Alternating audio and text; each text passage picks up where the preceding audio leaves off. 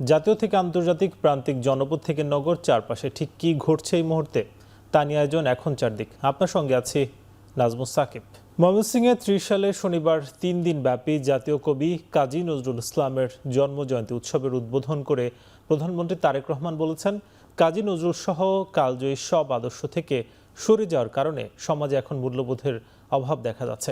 এ সময় সরকার প্রধান আরও বলেন, আগামী 1 মাসের মধ্যে শিশু রামিসা হত্যার বিচার নিশ্চিত করা হবে। ঢাকার মিরপুরে একটি নিষ্পাপ মেয়ের নির্মম মৃত্যুর মাধ্যমে মানুষের মানবিক মূল্যবোধের চূড়ান্ত অবক্ষয়ের চূড়ান্ত প্রমাণ মিলেছে। এই ধরনের শিশু নির্যাতন বা নারী নির্যাতন বর্তমান সরকার কোনোভাবেই মেনে নেবে না। বর্তমান সরকার রামিসার এই হত্যাকারীর সর্বোচ্চ শাস্তি ইনশাআল্লাহ আগামী 1 মাসের মধ্যে নিশ্চিত করবে। এর আগে প্রধানমন্ত্রী তারেক রহমান অভিযোগ করে বলেন, 5 আগস্টের পরাজিত শক্তির সাথে যোগসাজশ করে দেশে অরাজকতার চেষ্টা করছে একটি মহল। এ ব্যাপারে নেতাকর্মীদের সতর্ক থাকার আহ্বান জানিয়েছেন সরকার প্রধান। শনিবার দুপুরে ময়মনসিংহে 30 সালে ধরাড খাল পুনর্খনন শেষে সংক্ষিপ্ত সমাবেশে এসব কথা বলেন তিনি। 47 বছর আগে এই খালের খনন শুরু করেন সাবেক রাষ্ট্রপতি জিয়াউর রহমান। শনিবার বাবার সেই খাল পুনর্খনন কাজ উদ্বোধন করলেন তারেক রহমান। এ সময় রামিসা হত্যার ঘটনায় দুঃখ প্রকাশ করে প্রধানমন্ত্রী বলেন, আইন অনুযায়ী অন্যায়কারীর শাস্তি নিশ্চিত করা হবে। যারা অরাজকতার মাধ্যমে আইন বাস্তবায়নকে বাধাগ্রস্ত করতে চায় তাদের ব্যাপারে সতর্ক থাকার কথাও জানান প্রধানমন্ত্রী। তারেক রহমানকে আমরা শুভেচ্ছা জানাচ্ছি। তারেক রহমানের আদেশের 18 কোটি এই 3-4 দিন আগে ঢাকায় অত্যন্ত অন্যায়, অত্যন্ত দুঃখজনক একটি হৃদয় বিদারক একটি ঘটনা ঘটছে। একটি ছোট্ট বাচ্চাকে কিভাবে হত্যা করা হচ্ছে দেখেছেন। যে আইনের দৃষ্টিতে কোন ব্যক্তি যদি অপরাধ করে তার শাস্তি পেতে হবে। আজকে যারা দেশে এইরকম পরিস্থিতি তৈরি করতে চায় তাদের ব্যাপারে আপনাদেরকে সতর্ক থাকতে হবে, কারণ তারা অরাজক পরিস্থিতি সৃষ্টি করতে চাইছে। রাজধানীর মিরপুরের পল্লবীতে শিশু রামিসাকে ধর্ষণের পর হত্যার ঘটনায় করা মামলায় ডিএনএ টেস্ট শেষ করেছে সিআইডি। টেস্টের রিপোর্টে ইতোমধ্যে পাঠানো হয়েছে মামলা তদন্ত কর্মকর্তার কাছে। রোববারের মধ্যে মামলায় আদালতে চার্জশিট দাখিল করা হবে। মামলার তদন্ত কর্মকর্তা পল্লবী থানার উপপরিদর্শক ওয়াহিদুজ্জামান সংবাদ মাধ্যমকে জানিয়েছেন, এ মামলায় গ্রেপ্তার আসামি সোহেল রানা আদালতের দোষ স্বীকার করে জবানবন্দি দেন। পরে তাকে কারাগারে পাঠানো হয়। ঘটনার আগে ইয়াবা সেবন করেছিলেন বলে জবানবন্দিতে জানান ওই ঘাতক। এদিকে চাঞ্চল্যকর এই মামলা পরিচালনার জন্য আইনজীবী আজিজুর রহমান দুলুকে বিশেষ প্রসিকিউটর হিসেবে নিয়োগ দিয়েছে সরকার।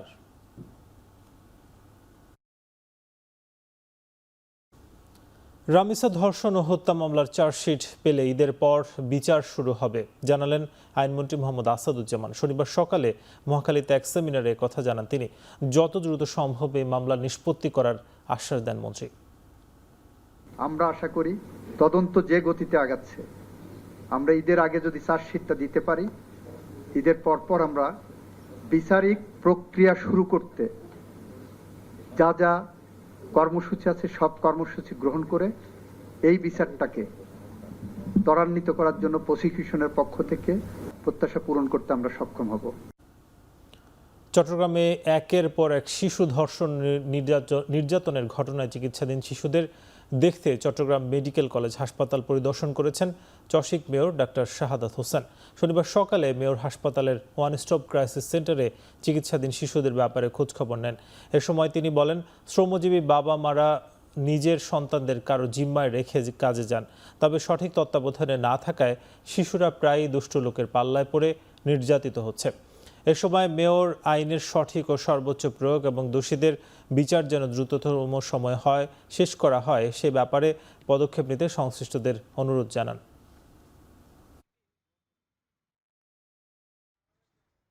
কিছু ধর্ষক এবং কিছু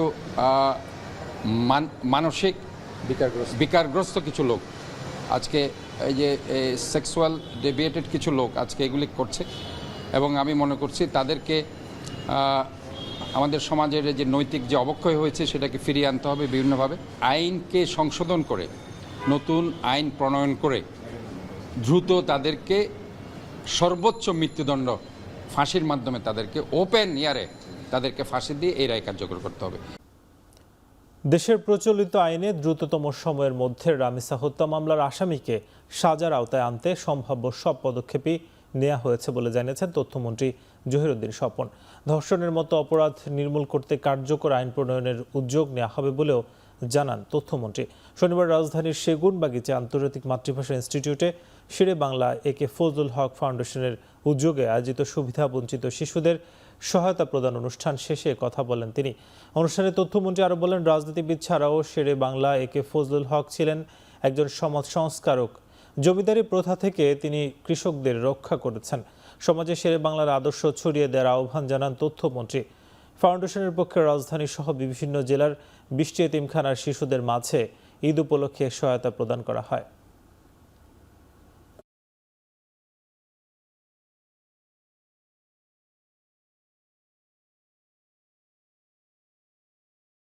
রমিসা সহ এই ধরনের শিশু কিশোররা যারা নির্যাতনের শিকার হয়েছে এ পর্যন্ত, তাদের সকলের প্রতি জাতির এই স্নেহ, মায়া, মমতা এবং ঘটনাগুলির প্রতি শোক বেদনা ব্যক্ত করার জন্য মাননীয় প্রধানমন্ত্রী জাতির প্রতিনিধি হিসাবে ওই শোকার্ত এবং সংক্ষুব্ধ পরিবারের পাশে তিনি গিয়ে হাজির হয়েছেন। দেশের প্রচলিত আইনের মধ্যে সবচেয়ে দ্রুততম সময়ের মধ্যে এই অপরাধীকে সাজার আওতায় আনার জন্য সরকার সব ধরনের ব্যবস্থা গ্রহণ করেছে। বাংলাদেশে সম্প্রতি শিশু ও নারীদের ওপর সহিংসতা, ধর্ষণ, হত্যাকাণ্ডের ঘটনায় উদ্বেগ জানিয়েছে জাতিসংঘ শিশু তহবিল ইউনিসেফ। শনিবার সংস্থাটির বাংলাদেশের প্রতিনিধি রানা ফ্লটসের পক্ষে এক বিবৃতিতে বলা হয়, সবচেয়ে নিরাপদ থাকার জায়গাতেই তাদের ওপর এই ধরনের ঘটনা ঘটছে। এতে ইউনিসেফ গভীরভাবে মর্মাহত। পাশাপাশি ভুক্তভোগী পরিবারগুলোর প্রতি গভীর সমবেদনাও জানায় ইউনিসেফ। তাছাড়া কোনোভাবেই যাতে অপরাধীরা পার না পায় সে বিষয়ে জোর দেয় শিশুদের নিয়ে কাজ করা এই সংস্থাটি।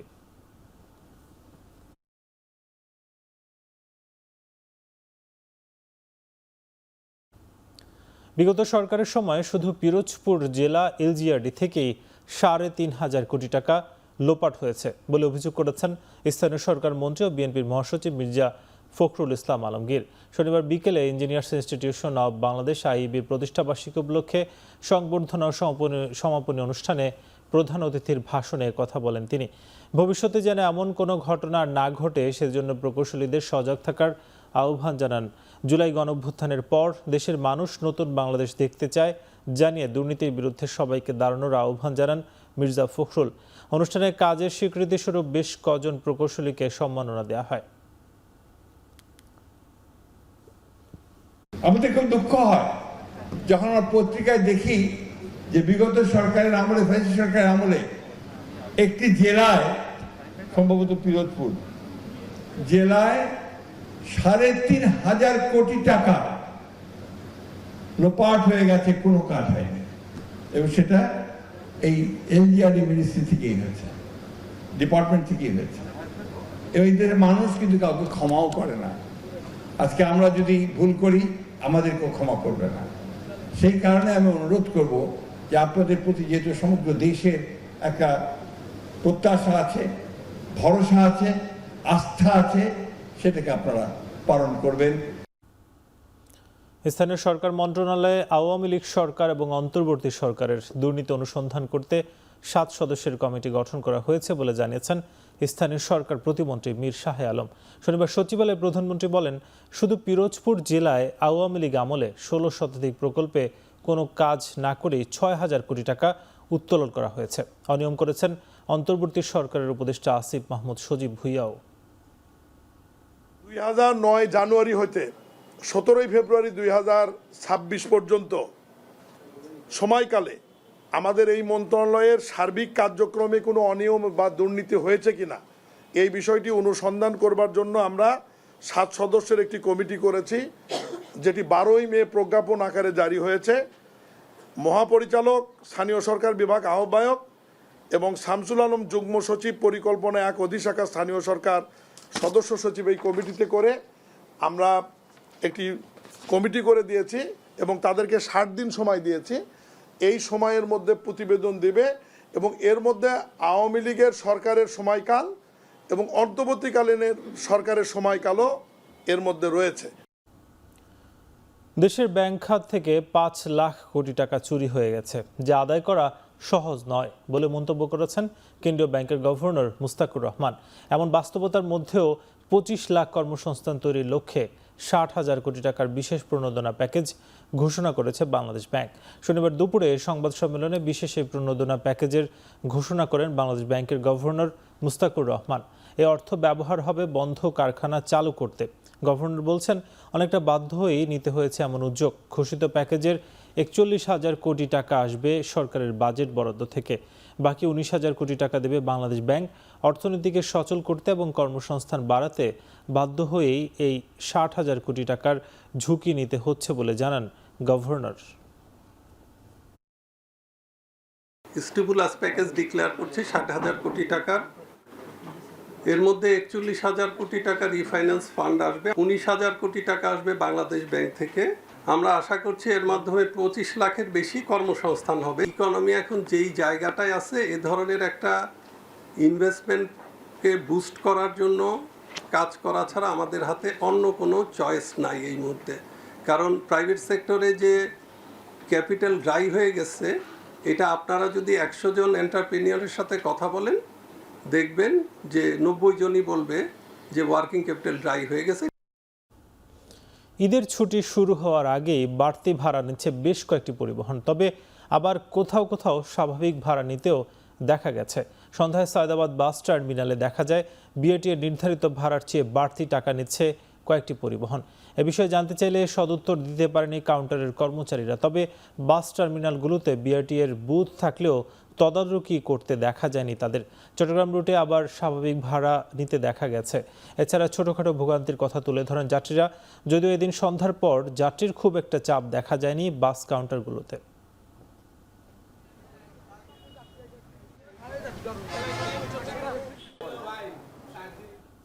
ঈদযাত্রার শুরুতেই ৬ জেলায় সড়ক দুর্ঘটনায় প্রাণ গেল ১৭ জনের, আহত অন্তত ১৫ জন। পুলিশ জানায়, খুলনা থেকে যশোর যাচ্ছিল একটি কাভার্ড ভ্যান। বেলা ১১টার দিকে মহাসড়কের চাউলিয়া পাম্প এলাকায় পৌঁছলে অটোরিকশার সঙ্গে সংঘর্ষ হয়। ঘটনাস্থলে ইজি বাইক চালক সহ মারা যান ২ জন। আহত ৩ জনকে হাসপাতালে নেয়ার পর মারা যান আরও ২ জন। কুষ্টিয়ার খোকসায় বাস ট্রাক সংঘর্ষে ৪ জন নিহত হয়েছেন। দিনাজপুরের মুরগির খাদ্য বোঝাই ট্রাকের চাপায় মারা গেছেন ৩ মোটরসাইকেল আরোহী। ট্রাকটি জব্দ করে হেলপারকে আটক করেছে পুলিশ। চট্টগ্রামের পটিয়ায় বাস চাপায় মোটরসাইকেল আরোহী ২ শিক্ষার্থী এবং ফরিদপুরে ও লক্ষ্মীপুরে সড়ক দুর্ঘটনায় প্রাণ গেছে ২ জনের। রাজধানীর তেজগাঁয়ে স্পোর্টস কার ও ইলেকট্রিক গাড়ির প্রদর্শনী ঘুরে দেখেছেন প্রধানমন্ত্রী তারেক রহমান। শনিবার সকালে প্রধানমন্ত্রীর কার্যালয়ে এই প্রদর্শনীর আয়োজন করা হয়। এ সময় প্রধানমন্ত্রী গাড়িগুলোর ফিচার সহ বিভিন্ন সুযোগ সুবিধার বিষয়গুলো সম্পর্কে জানতে চান। এক পর্যায়ে ইলেকট্রিক গাড়ি এবং কাভার্ড ভ্যান চালিয়েও দেখেন তারেক রহমান। পাশাপাশি সংশ্লিষ্ট প্রতিনিধিদের সঙ্গে মতবিনিময় করেন তিনি।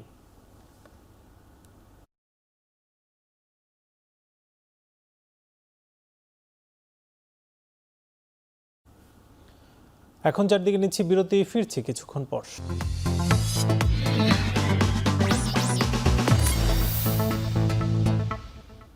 বিরতির পর স্বাগত, দেখছেন এখন চারদিক। হাম ও উপসর্গ নিয়ে শিশুর মৃত্যু ৫০০ ছাড়ালো। গেল ১৫ মার্চ থেকে এ পর্যন্ত মারা গেছে ৫১২ শিশু। শুক্রবার সকাল ৮টা থেকে শনিবার সকাল ৮টা পর্যন্ত গেল ২৪ ঘন্টায় হাম ও হামের উপসর্গে প্রাণ হারিয়েছে ১৩ শিশু। স্বাস্থ্য অধিদপ্তরের প্রতিবেদনে এসব তথ্য জানানো হয়। আরও ১,৯৬৭ শিশুর উপসর্গ দেখা দেওয়ার তথ্য দিয়েছে স্বাস্থ্য অধিদপ্তর। হাম শনাক্ত হয়ে শিশুটি বরিশালে মারা গেছে। আর হামের উপসর্গে ঢাকায় ৪, চট্টগ্রামে ২, সিলেটে ৪, বরিশালে ১ এবং ময়মনসিংহে ১ শিশু মারা গেছে।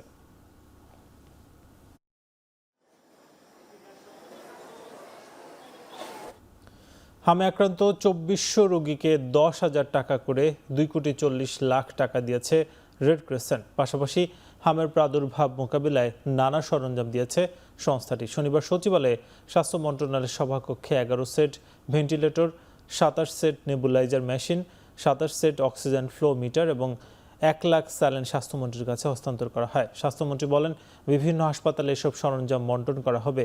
বলেন, লক্ষ্যমাত্রার চেয়ে অতিরিক্ত ৪ লাখ শিশুকে টিকা দিয়েছে সরকার। তবে অ্যান্টিবডি তৈরি হতে 3 থেকে 4 সপ্তাহ সময় লাগবে। বিগত সরকারের ব্যর্থতার কারণে হামের টিকার ঘাটতি হয়েছে বলে ফের মন্তব্য করেন তিনি। ঈদের সময় হাম যেন ছড়িয়ে না পড়ে সেজন্য অভিভাবকদের সতর্ক থাকার আহ্বান জানান স্বাস্থ্যমন্ত্রী। 11টা ভেন্টিলেটর, 27টি নেবুলাইজার, 27টি অক্সিজেন ফ্লো মিটার এবং 1 lakh saline with auxiliary tubes everything. 1 lakh. বিচার করার চাইতে আমাদের বুকের বাচ্চাদেরকে বাঁচানোর জন্য এখন সবাই চেষ্টা করতেছে। এটাতে থাকি, আগে এটা মিট আপ করি, তারপরে আমরা বলবো। সরকারি দল জনগণকে দেয়া প্রতিশ্রুতি ভঙ্গ করেছে বলে মন্তব্য করেছেন জামায়াতে ইসলামীর সেক্রেটারি জেনারেল মিয়া গোলাম পরোয়ার। শনিবার বরিশালের একটি কমিউনিটি সেন্টারে 2 দিনের রুকন শিক্ষা শিবিরের শেষ দিনে তিনি আরও বলেন, রাষ্ট্র কাঠামোর সংস্কার করতেই তরুণরা রক্ত দিয়েছে, তাই রাষ্ট্র ব্যবস্থা এমনভাবে সাজাতে হবে যেন ক্ষমতায় যেই থাকুক জবাবদিহিতা করতে বাধ্য থাকে। রক্ত দিয়ে আমাদের তারুণ্যের অজেয় শক্তিরা যে বিপ্লবটা করলো, বিদ্যমান রাষ্ট্র ব্যবস্থার যে কাঠামোটাকে পুরোপুরি বদলে দিয়ে একটা নতুন রাষ্ট্র কাঠামো সংস্কার করতে হবে। যে রাষ্ট্র কাঠামোর সাংবিধানিক ব্যবস্থা, judiciary, civil administration, police administration যেভাবে সাজানো ছিল ফ্যাসিবাদের দীর্ঘ 16-17 বছরে, এই রাষ্ট্র কাঠামোর সুযোগ নিয়ে এটা এমন একটা মেশিন, এটা ফ্যাসিবাদ জন্ম দেওয়ার একটা মেশিন তারা আগে তৈরি করেছিল। এই সংবিধানের মধ্যে এমন কিছু বিধিবিধান জুডিশিয়ারির জন্য, সিভিল অ্যাডমিনিস্ট্রেশনের জন্য, পুলিশ অ্যাডমিনিস্ট্রেশন, অ্যান্টি করাপশন, সাংবিধানিক সব প্রতিষ্ঠানের জন্য এমনভাবে এখানে সুযোগটা রাখা হয়েছে যে সরকারের প্রধানমন্ত্রী হবেন অসীম ক্ষমতার অধিকারী। বৈশ্বিক উষ্ণায়নের ঝুঁকি মোকাবেলা ও 5 জুন বিশ্ব পরিবেশ দিবস উপলক্ষে মাসব্যাপী বৃক্ষরোপণ কর্মসূচির উদ্বোধন করেছে বাংলাদেশ ইসলামী ছাত্র শিবির। এতে শিক্ষার্থীদের মাঝে বিনামূল্যে ফলজ ঔষধি গাছের চারা বিতরণ করা হয়। শনিবার দুপুরে রাজধানীর শ্যামলীতে বৃক্ষ র্যালির আয়োজন করে বাংলাদেশ ইসলামী ছাত্র শিবির। র্যালিটি শ্যামলী থেকে শুরু হয়ে বাদশাহ ফয়সাল ইনস্টিটিউটে গিয়ে শেষ হয়। পরে অনুষ্ঠিত সংক্ষিপ্ত সমাবেশে সংগঠনের কেন্দ্রীয় সভাপতি নুরুল ইসলাম সাদ্দাম বলেন, প্রতি বছর দেশে তাপমাত্রা বৃদ্ধি পাচ্ছে এবং জলবায়ু পরিবর্তনের প্রভাব আরও প্রকট হচ্ছে। এর ফলে ঘূর্ণিঝড় সহ নানা প্রাকৃতিক দুর্যোগের ঝুঁকি বাড়ছে। পরিবেশের ভারসাম্য রক্ষায় বেশি বেশি গাছ লাগানোর আহ্বান জানান তিনি। ইসলামী ছাত্র শিবির প্রতি বছরই এই বৃক্ষরোপণ কর্মসূচি ঘোষণা করে এবং তাদের যে জনশক্তি রয়েছে, লক্ষ লক্ষ জনশক্তিকে আমরা এই ব্যাপারে নির্দেশনা দেই। প্রতিজন জনশক্তি একটি করে ফলজ, একটি বনজ এবং একটি ঔষধি, টোটাল 3টি করে বৃক্ষরোপণ এবং বৃক্ষের চারা তারা বিতরণ করবে। এবার কোরবানির ঈদে চাহিদার চেয়ে 22 লাখ বেশি পশু মজুত রয়েছে, তাই আমদানির প্রয়োজন নেই বলে জানিয়েছেন মৎস্য প্রাণী সম্পদ প্রতিমন্ত্রী সুলতান সালাউদ্দিন টুকু। মন্ত্রী বলেন, এবছর সারা দেশে কোরবানির পশুর মোট চাহিদা 1,01,00,000। বিপরীতে দেশে পশু মজুত রয়েছে 1,23,00,000। ফলে চাহিদার তুলনায় প্রায় 22 লাখ পশু অতিরিক্ত উদ্বৃত্ত থাকবে। শনিবার রাজধানীর গাবতলী পশুর হাট পরিদর্শনে এসে কথা জানান তিনি। মন্ত্রী আরও বলেন, দেশীয় খামারিদের স্বার্থ রক্ষা এবং বাজার স্থিতিশীলতা রাখতে পার্শ্ববর্তী দেশ থেকে অবৈধভাবে গরু আনা বন্ধে প্রয়োজনীয় ব্যবস্থা নেওয়া হয়েছে। হাটে পশুর সরবরাহ ঠিক রাখা এবং ক্রেতা বিক্রেতা উভয়ের সুবিধা নিশ্চিত করতে মন্ত্রণালয়ের পক্ষ থেকে সব ধরনের প্রস্তুতি নেওয়া হয়েছে বলেও জানান মৎস্য ও পশু সম্পদ প্রতিমন্ত্রী। আমাদের চাহিদা রয়েছে প্রায় 1,01,00,000, তাহলে প্রায় 22 লাখ গবাদি পশু, কুরবানির পশু আমাদের সারপ্লাস থাকবে। কাজেই অন্য কোনো জায়গা থেকে বা অন্য কোনো পার্শ্ববর্তী দেশ থেকে গরু আনার কোনো প্রয়োজন আমাদের নেই, কারণ আমাদের খামারিরা যাতে কোনোভাবেই ক্ষতিগ্রস্ত না হয় সেই ব্যাপারে সকলের খেয়াল করা উচিত। পবিত্র ঈদুল আজহা উপলক্ষে সাভার পৌরসভার একমাত্র অস্থায়ী পশুর হাটের আনুষ্ঠানিক উদ্বোধন করা হয়েছে। শনিবার সকালে সাভারের রেডিও কলোনি মাঠে আনুষ্ঠানিকভাবে হাটের উদ্বোধন করেন ঢাকা 19 আসনের সংসদ সদস্য ডাক্তার দেওয়ান মোহাম্মদ সালাউদ্দিন বাবু। এ সময় তিনি বলেন, ক্রেতা বিক্রেতাদের নিরাপত্তা এবং স্বস্তিদায়ক পরিবেশ নিশ্চিত করতে সব ধরনের প্রস্তুতি নেওয়া হয়েছে। হাটে যাতে কোনো ধরনের চাঁদাবাজি বা বিশৃঙ্খলা না ঘটে সে বিষয়ে প্রশাসনকে কঠোর থাকার নির্দেশনা দেন তিনি।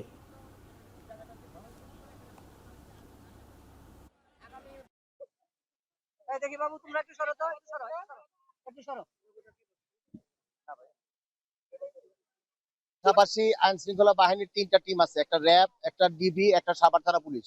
আর আমাদেরও স্বেচ্ছাসেবক ভলেন্টিয়ার আছে। আশা করি এখানে কোনো সমস্যা হবে না। জাল টাকা শনাক্তকরণের মেশিন আছে, ব্যাংকের বুথ আছে, অনেক গরু হবে, অনেক ছাগল হবে, এটা আমি বিশ্বাস করি। এবং যে সেন্সিবল হোক, আলটিমেটলি পৌরবাসী এটা সুবিধা হয়েছে। এখানে এই গরু হাট অস্থায়ীভাবে বসা, ছাগলের হাট অস্থায়ীভাবে বসা, এটা আমি মনে করছি। আমলাতান্ত্রিক জটিলতা ও রাজনৈতিক সদিচ্ছার অভাবে দেশের সম্ভাবনাময় চামড়া শিল্প আজ ধ্বংসের মুখে পড়েছে বলে মন্তব্য করেছেন leather industry development foundation of বাংলাদেশের আহ্বায়ক সাদাত হোসেন সেলিম শনিবার রাজধানীর পল্টনে চামড়া শিল্পের সংকট ও সম্ভাবনা নিয়ে আয়োজিত সেমিনারে এসব কথা বলেন তিনি। সেমিনারে বক্তারা আরও বলেন, সময়োপযোগী সিদ্ধান্ত আর কার্যকর নীতিমালা ছাড়া এই শিল্পকে টিকিয়ে রাখা সম্ভব নয়।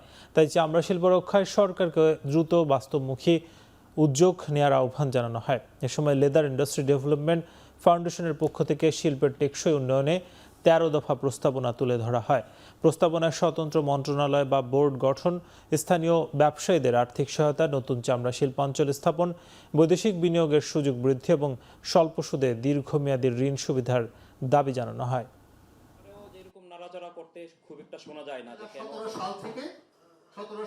আপনারা আমাকে বলবেন বিনিয়োগ করেন, 14% ইন্টারেস্ট দিয়ে কোথায় বিনিয়োগ হবে বলেন?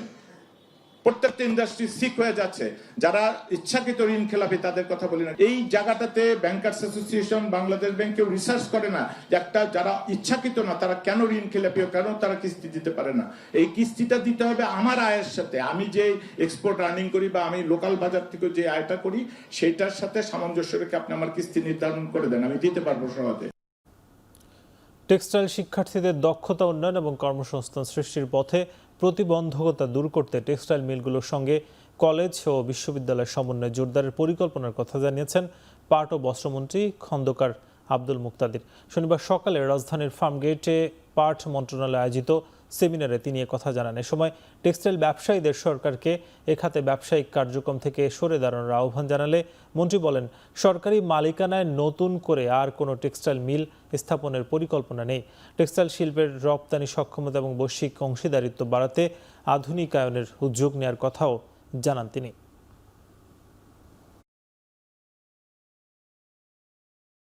4-5টা সক্ষম মিলকে আমি এক একটা কলেজের সাথে যুক্ত করে দিতে চাই। তাহলে ওইখানে শিক্ষকের অভাব হবে না, টেকনোলজি আপগ্রেডেশনের অভাব হবে না, আর সেখান থেকে আমরা আমাদের এডুকেশনের কোয়ালিটি, এই কোয়ালিটি এবং এটার অ্যাকাউন্টেবিলিটিটা এনশিওর করার জন্য অনেকগুলি মডার্ন পদ্ধতি আছে। আমার নতুন করে কোনো কিছু আবিষ্কার করার দরকার নেই। নিচে আরো একটা বিরতি, ফিরবো কিছুক্ষণ পর।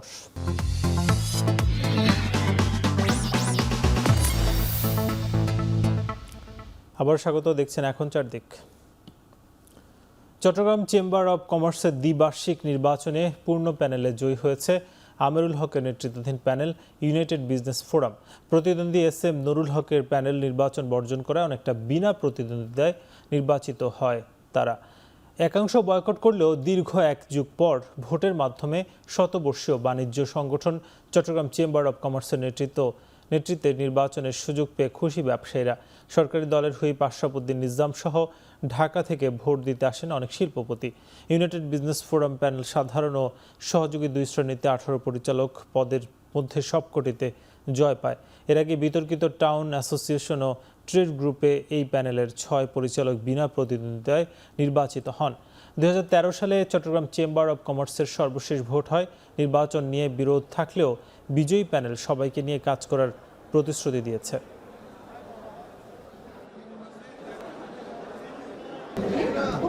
এক কথায় বলতে হলে it's a very nice environment now. আর যদি আপনি জানতে চান এটা কেমন হলো, তাহলে আমি বলতে চাই ইট ইজ এক্সিলেন্ট। কেন এক্সিলেন্ট? খুব ভালো গণতান্ত্রিক পরিবেশে হচ্ছে কিনা আমি এটা বলতে চাই না, কারণ এখানে দল বিদল তো আছে। গণতন্ত্রের সৌন্দর্য এটা আরও বেশি পার্টিসিপেট হলে আরও ভালো হচ্ছে। কারণ ব্যালট পেপারে সবার নামই আছে, যেই ক্যান্ডিডেটগুলি বিজয়ী হবে। আমি কোনো প্যানেল বুঝি না, সবাইকে নিয়ে আসছি দিকে রঙিন। আর যারা আজকে বর্জন করছে আগামীকাল থেকে তারাও আবার একসাথে গিয়ে কাজ করবো আমরা, যদি আমার সুযোগ হয়। এবং আমরা we have to make a better Bangladesh. Economic growth, রিজাইলেন্সের আমাদের সবারই ভূমিকা থাকতে হবে। ঝিনাইদহে এনসিপির কেন্দ্রীয় যুগ্ম সদস্য সচিব তারেক রেজা সহ 22 নেতাকর্মীর নাম উল্লেখ করে অজ্ঞাত 50 থেকে 60 জনকে আসামি করে মামলা করেছে ছাত্রদল। শনিবার দুপুরে ঝিনাইদহ সদর থানায় মামলাটি দায়ের করে জেলা ছাত্রদলের সদস্য সাবেক সহসভাপতি। শুক্রবার রাতে জেলা ছাত্রদলের নেতাকর্মীদের বিরুদ্ধে এনসিপির মামলা দায়েরের পর শনিবারই মামলা দায়ের করা হয়। এর আগে শুক্রবার দুপুরে শহরের পুরাতন কালেক্টরেট জামে মসজিদে জুমার নামাজ শেষে বের হলে এনসিপির মুখ্য সমন্বয়ক নাসির উদ্দিন পাটোয়ারির ওপর ডিম নিক্ষেপ এবং হামলার ঘটনা ঘটে। এতে বেশ কয়েকজন আহত হয়। এই ঘটনার পর দুপুর থেকে রাত 9টা পর্যন্ত থানায় অবস্থান নেয় তারা। পরে ছাত্রদলের নেতাকর্মীদের বিরুদ্ধে মামলা দায়ের করে রাতে পুলিশের পাহারায় ঝিনাইদহ ছাড়েন নাসির উদ্দিন পাটোয়ারি।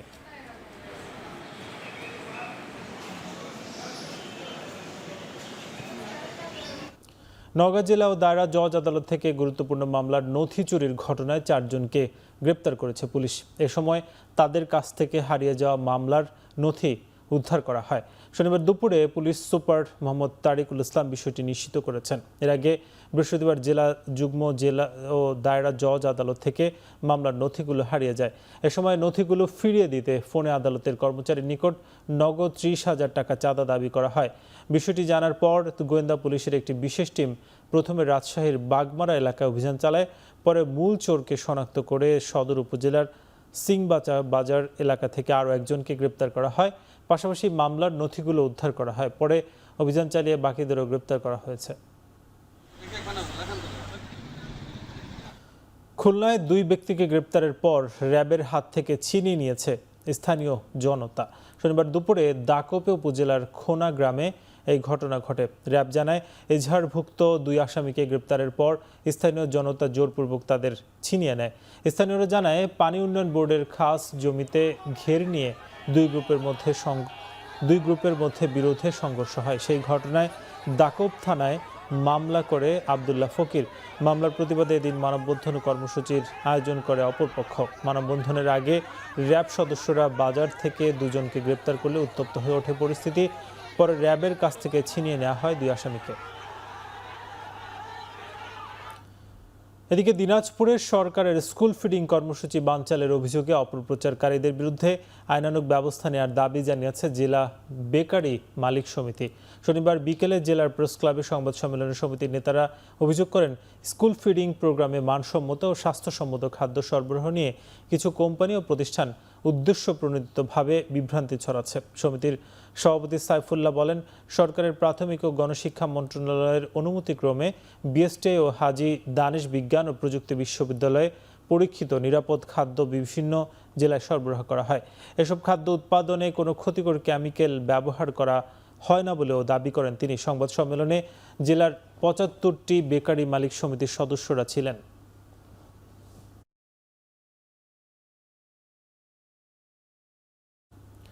আসন্ন জাতীয় বাজেটে উপকূলীয় অঞ্চলের জন্য আলাদা ও পর্যাপ্ত বরাদ্দ নিশ্চিত করার দাবি জানিয়েছে পরিবেশবাদী সংগঠন ক্লাইমেট অ্যাকশন ফোরাম CF। শনিবার দুপুরে সাতক্ষীরায় সংবাদ সম্মেলনে আয়োজন করে ক্লাইমেট অ্যাকশন ফোরাম। এ সময় জাতীয় বাজেটে উপকূলীয় অঞ্চলের জন্য আলাদা এবং পর্যাপ্ত বরাদ্দ নিশ্চিত করা সহ 21 দফা দাবি উত্থাপন করা হয়।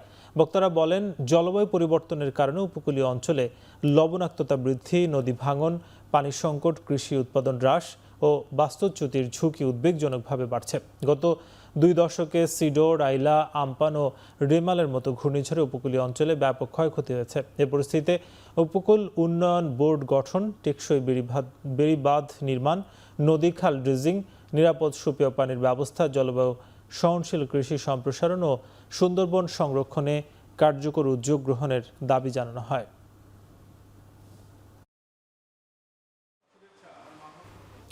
জাপানিজ বহুজাতিক কোম্পানি হোন্ডার আয়োজনে উৎসব মুখর পরিবেশে অনুষ্ঠিত হলো হোন্ডা ফান ডে।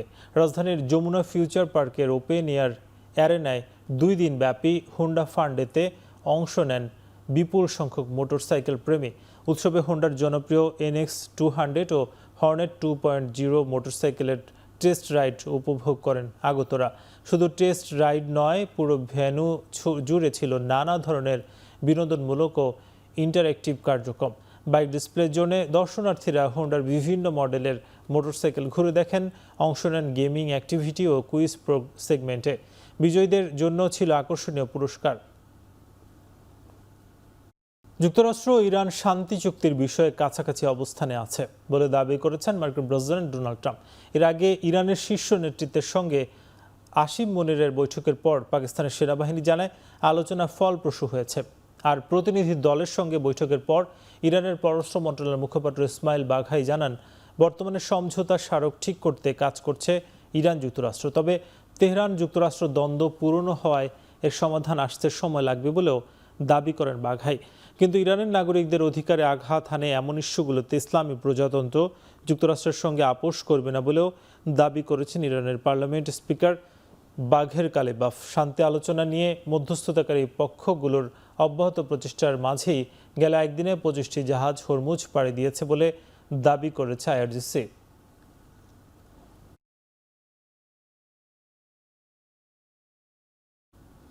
এদিকে চীনের উত্তরাঞ্চলীয় শানশি প্রদেশের একটি কয়লা খনিতে ভয়াবহ বিস্ফোরণের ঘটনায় নিহতের সংখ্যা বেড়ে দাঁড়িয়েছে কমপক্ষে 90 জন। শনিবার খবরটি নিশ্চিত করেছে রাষ্ট্রীয় সংবাদ সংস্থা সিনহুয়া। সংস্থাটি জানিয়েছে, শুক্রবার মধ্যরাতে এই কয়লা খনিতে গ্যাস বিস্ফোরণের ঘটনা ঘটে। এ সময় সেখানে 247 জন কর্মী কাজ করছিলেন। উদ্ভূত এই পরিস্থিতিতে আটককৃতদের উদ্ধারে ঘটনাস্থলে পৌঁছায় দমকল বাহিনীর কর্মীরা। এদিকে খনিটির দায়িত্বে থাকা কোম্পানির কর্মকর্তাদের আটক করেছে আইন শৃঙ্খলা বাহিনী। এরই মধ্যে হতাহতের সব ধরনের সহযোগিতা সহ উদ্ধার অভিযান পরিচালনায় সর্বাত্মক প্রচেষ্টার আহ্বান জানিয়েছেন চীনের প্রেসিডেন্ট শি জিনপিং।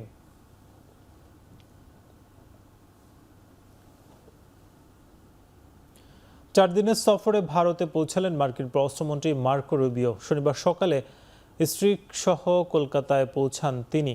জানা গেছে, সেখান থেকে রুবিও কলকাতার মিশনারিজ অফ চ্যারিটি বা মাদার তেরেসা হাউজে যাবেন। সেখানে বেশ কিছুটা সময় কাটাবেন তিনি। এরপর শিশু কিশোরদের নিয়ে কাজ করছে একটি এনজিওতে যাবেন এবং সেখানে কিছুক্ষণ থেকে দিল্লির উদ্দেশ্যে রওনা দিবেন। এরপর দিল্লিতে ভারতের পররাষ্ট্রমন্ত্রী এস জয়শঙ্করের সঙ্গে দ্বিপাক্ষিক বৈঠকে বসবেন মার্কিন পররাষ্ট্রমন্ত্রী।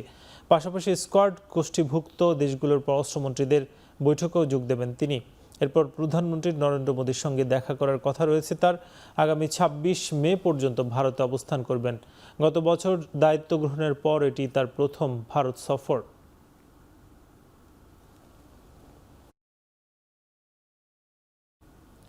এদিকে যুক্তরাষ্ট্রের ক্যালিফোর্নিয়ায় একটি রাসায়নিক ট্যাঙ্ক থেকে বিষাক্ত গ্যাস লিক হয়ে দেখা দিয়েছে বিস্ফোরণের সংখ্যা। নিরাপদ স্থানে সরিয়ে নেওয়া হয়েছে 40,000-এর বেশি বাসিন্দাকে। দক্ষিণ ক্যালিফোর্নিয়ার একটি ট্যাঙ্ক থেকে বিষাক্ত রাসায়নিক চুইয়ে পড়ছে। এতে বাতাসে ছড়িয়ে পড়ছে বিষাক্ত গ্যাস। যে কোনো সময় ঘটতে পারে বড় ধরনের বিস্ফোরণ। স্থানীয় কর্তৃপক্ষ জানিয়েছে, অরেঞ্জ কাউন্টির গার্ডেন গ্রোভ শহরে অবস্থিত অ্যারোস্পেস প্লাস্টিক কারখানায় বড় স্টোরেজ ট্যাঙ্কটি অতিরিক্ত গরম হয়ে যায়। এরপর ভেতর থেকে বিপজ্জনক গ্যাস বের হতে শুরু করে। ট্যাঙ্কটিতে প্রায় 6 থেকে 7,000 গ্যালন মেথাইক্রাইলেট রয়েছে, যা প্লাস্টিক ও বিমানের যন্ত্রাংশ তৈরিতে ব্যবহৃত হয়। নিচে আরেকটা বিরতি, ফিরব কিছুক্ষণ পর।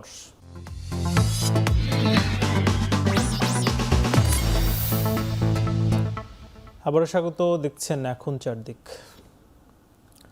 নতুন হেড কোচ থমাস ডুলির অধীনে খেলতে অধীর আগ্রহে অপেক্ষা করছেন জাতীয় দলের উইঙ্গার ফাহমিদুল ইসলাম।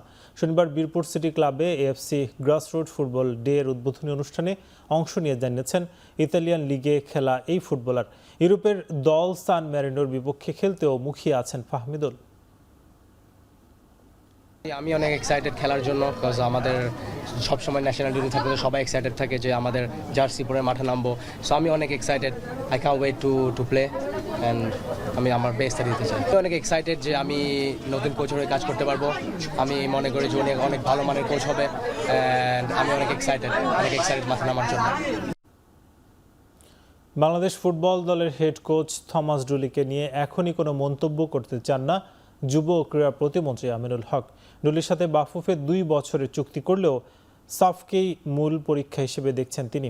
স্যান ম্যারিনোর সঙ্গে আসন্ন ম্যাচ শেষে ডুলির সঙ্গে চুক্তি প্রসঙ্গে আলোচনায় বসার কথা জানিয়েছেন যুব ও ক্রীড়া প্রতিমন্ত্রী। আগামী 2 বছরে আমাদের যে 16টি অলমোস্ট খেলা রয়েছে, এর ভিতরে গুরুত্বপূর্ণ যে ইস্যুটি রয়েছে সেটা হচ্ছে সাব ফুটবল। তো আমরা ইতিমধ্যে যে কোচটি এসছে তার বিষয়ে ইতিমধ্যে বলা হয়েছে যে আমরা মানে অন টেস্ট আমরা সামনের যে খেলাটা রয়েছে সেটাকে আমরা দেখব, তারপরে আমরা ফাইনালি গিয়ে হয়তোবা বাংলাদেশ ফুটবল ফেডারেশন তার সাথে আনুষ্ঠানিকভাবে চুক্তি করবে যে আমরা সান মেরিনের সাথে যে খেলাটি হবে সেটি একটি টেস্ট আকারে আমরা দেখতে চাই, যে ওটি দেখার পরে তারপরে আমরা তার বিষয়ে আমরা ফাইনাল সিদ্ধান্ত নেব। বাংলাদেশ ক্রিকেট বোর্ডের আসন্ন পরিচালনা পর্ষদ নির্বাচনের জন্য যোগ্য প্রার্থীদের তালিকা প্রকাশ করেছে নির্বাচন কমিশন, যেখানে বেশ কয়েকটি পদে প্রতিদ্বন্দ্বী না থাকায় বিনা বাধায় নির্বাচিত হয়েছেন কয়েকজন পরিচালক। ক্যাটাগরি 1 পদে 10 জন পরিচালক নির্বাচিত হবেন। ঢাকা, চট্টগ্রাম এবং খুলনা থেকে 2 জন এবং রাজশাহী, সিলেট, বরিশাল ও রংপুর বিভাগ থেকে 1 জন করে পরিচালক নির্বাচিত হন।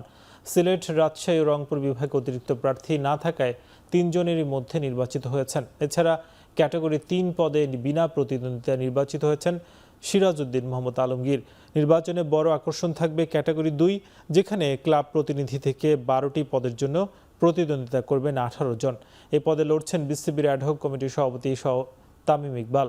বাকি পদগুলোর জন্য আগামী 7 জুন নির্বাচন অনুষ্ঠিত হবে।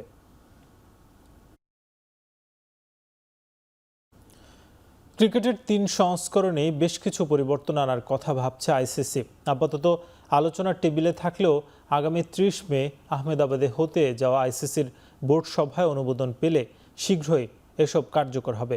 গত বৃহস্পতিবার আইসিসি নির্বাহী কমিটির ভার্চুয়াল সভায় প্লেইং কন্ডিশনে পরিবর্তনের বিষয়গুলো নিয়ে আলোচনা হয়। প্রস্তাবগুলোর মধ্যে আলাদাভাবে আলোচনায় বর্তমানে টেস্ট ম্যাচ চলাকালে লাল বল পরিবর্তন করে গোলাপি বল ব্যবহারের বিষয়টি, বৈরী আবহাওয়ার কারণে খেলা বাধাগ্রস্ত হলে এবং ফ্লাড লাইটের নিচে খেলা চালিয়ে যাওয়ার প্রয়োজন পড়লে 2 দলের সম্মতিক্রমে গোলাপি বল ব্যবহার করা যাবে। এছাড়া পানির বিরতির সময় প্রধান কোচের মাঠে প্রবেশ করার অনুমতি দেওয়ার কথাও ভাবা হচ্ছে। এর পাশাপাশি আন্তর্জাতিক টি-20 ম্যাচে 2 ইনিংসের মাঝের বিরতির সময় 20 মিনিট থেকে কমিয়ে 15 মিনিট করার পরিকল্পনা করছে আইসিসি। দীর্ঘ 52 বছর পর ফিফা বিশ্বকাপে খেলতে যাচ্ছে কঙ্গো, তবে সেই আনন্দে ভাটা পড়ছে বিধি নিষেধের বেড়াজালে। ইবোলা প্রাদুর্ভাবের কারণে কঙ্গো জাতীয় ফুটবল দলকে 21 দিনের জন্য কঠোর আইসোলেশনে থাকার নির্দেশ দিয়েছে যুক্তরাষ্ট্র। অন্যথায় দলটি 2026 বিশ্বকাপে অংশ নিতে যুক্তরাষ্ট্রের প্রবেশের অনুমতি নাও পেতে পারে বলে সতর্ক করেছেন হোয়াইট হাউস কাপ টাস্ক ফোর্সের নির্বাহী পরিচালক অ্যান্ড্রু জুলিয়ানি। কঙ্গোতে বেশ কিছুদিন ধরেই ইবোলা ভাইরাসের প্রাদুর্ভাব দেখা দিয়েছে। এতে এখনও পর্যন্ত প্রায় 30 জন মানুষ মারা গেছে এবং 600 এর বেশি মানুষ আক্রান্ত হয়েছে। বর্তমানে কঙ্গো ফুটবল দল বেলজিয়ামে অনুশীলন করছে। সেখানে তাদের একটা বায়োসিকিউরিটি বলয়ে থাকতে হবে বলেও জানিয়েছে যুক্তরাষ্ট্র। শেষ করছি এখন চারদিক। এখন টেলিভিশন ওয়েবসাইটে দেখতে ভিজিট করুন www.ekhon.tv। এছাড়া ফেসবুকে দেখতে পারেন facebook.com/tv.ekhon, ইউটিউবে দেখতে পারেন youtube.com/c/ekhon.tv।